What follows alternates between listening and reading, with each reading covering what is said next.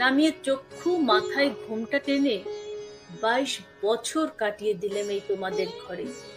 তাই তো ঘরে পরে সবাই আমায় বললে লক্ষ্মী সতী, ভালো মানুষ সতী। এ সংসারে এসেছিলাম 9 বছরের মেয়ে।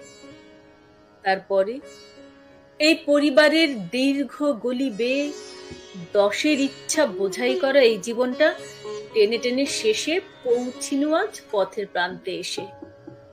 সুখের দুঃখের কথা একটুখানি ভাববো এমন সময় ছিল কোথা?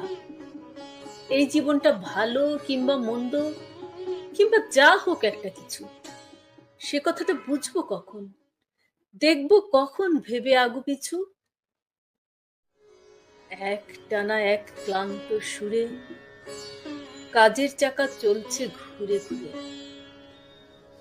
22 বছর রয়েছি সেই এক চাকাতেই বাঁধা, পাকের ঘরে আধা। জানি নাই তো আমি যে কি, জানি নাই এই বৃহৎ বসুন্ধরা কি অর্থে যে ভরা। শুনি নাই তো মানুষের কি বাণী মহাকালের বীণায় বাজে। আমি কেবল জানি রাধার পরে খাওয়া, খাওয়ার পরে রাধা। 22 বছর এক চাকাতেই বাঁধা। মনে হচ্ছে সেই চাকাটা ওই যে থামলো যেন। থামুক তবে, আবার ওষুধ কেন? বসন্তকাল 22 বছর এসেছিল বনের আঙিনায়। গন্ধে বিভোল দক্ষিণবায় দিয়েছিল জলস্থলের মর্মদোলায় দোল। হেঁকেছিল খোল রে দুয়ার খোল। সে যে কখন আসতো যেত জানতে পেতেম না যে। হয়তো মনের মাঝে সঙ্গোপনে দিত নাড়া,